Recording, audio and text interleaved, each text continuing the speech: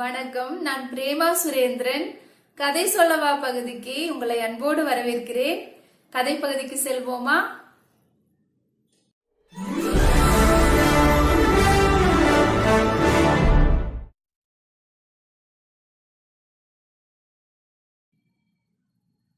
ஒரு ஊர்ல ஒரு குட்டி பையன் தன்னோட அப்பா அம்மாவோட வாழ்ந்து வந்தான். அந்த குட்டி பையன் பேரு என்ன தெரியுமா? பாபு. பாபு தான் அந்த குட்டி பையனோட பேரு. அந்த அப்பா அம்மாவுக்கு இந்த குட்டி பையன் ஒரே பையன். அதனால அவங்க நிறைய செல்லம் கொடுத்துட்டாங்க.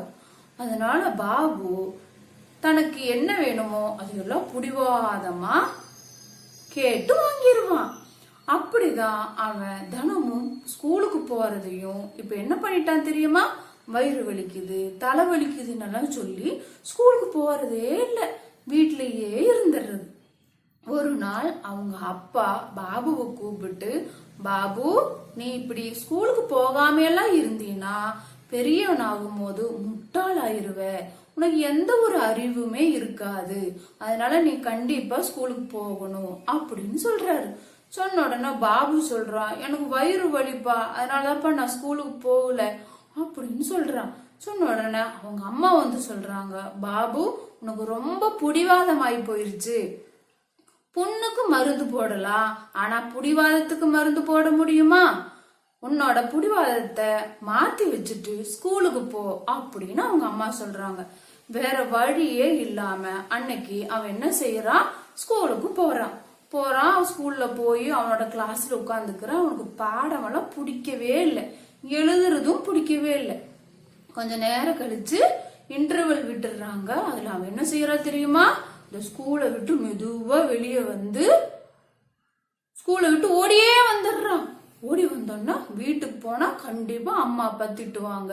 அதனால கொஞ்சம் தூரம் அப்படியே நல்லா சுத்திட்டு சாயங்காலம் வீட்டுக்கு போயிடலாம் அப்படின்னு அவன் நினைச்சிட்டான். அவன் என்ன பண்றான்? கொஞ்சம் தூரம் நடக்கிறான். பார்த்தா யாருமே அவனோட வயசுல இருக்கிறவங்க யாரையுமே காணோம்.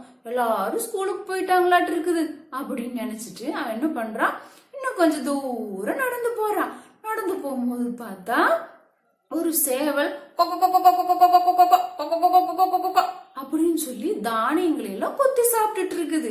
அதை பார்த்த உடனே பாபு அந்த சேவலை பார்த்து கேக்குறான், சேவலே சேவலே, நீ என் கூட விளையாட வர்றியா அப்படின்னு கேக்குறான்.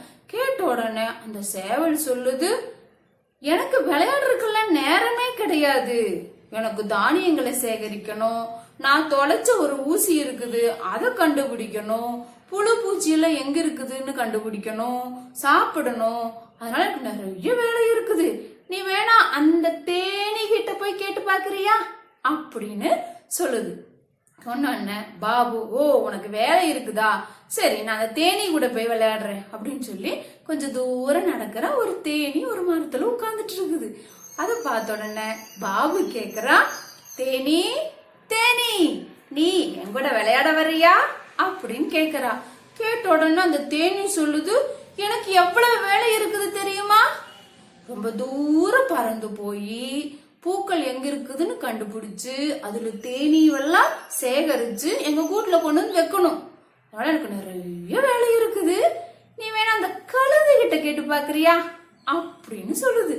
சொன்ன உடனே பாபுவோ, உனக்கு கூட வேலை இருக்குதா, சரி சரி சரி நான் அந்த கழுதுகிட்டே கேட்டு பாக்குறேன் அப்படின்னு சொல்லி கொஞ்சம் தூரம் நடக்கிறான். பார்த்தா அந்த கழுத பக்கத்துல வந்துட்டான்.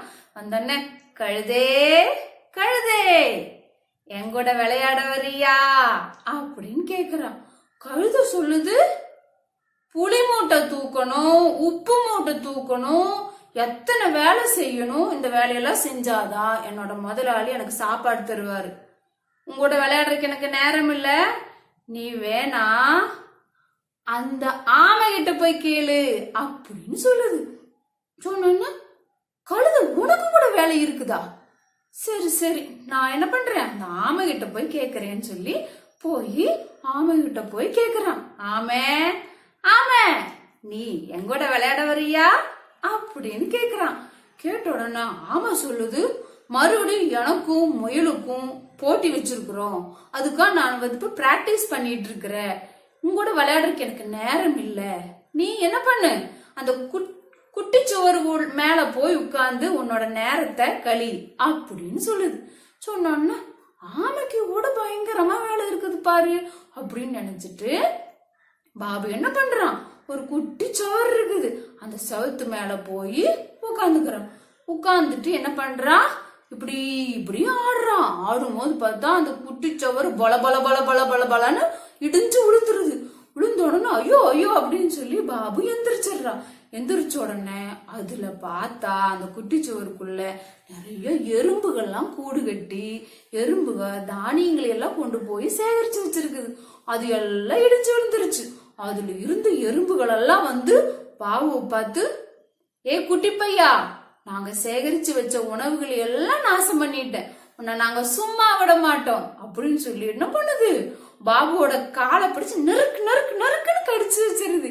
கடிச்சு வச்சோன்னா பாபு ஐயோ ஐயோ ஐயோ ஐயோ, அல்றவங்க கூட இருந்தாலும் கிள்றவங்க கூட இருக்க கூடாது அப்படின்னு சொல்லி அவன் வீட்டுக்கு ஓடியே போயிட்டான். ஓடி போய் வீட்டுல போய் தான் உனக்கு மூச்சே வந்துச்சு. அப்போ அவங்க அம்மா கேக்குறாங்க, பாபு நீ ஸ்கூலுக்கு போகவே இல்லையா அப்படின்னு கேக்குறாங்க.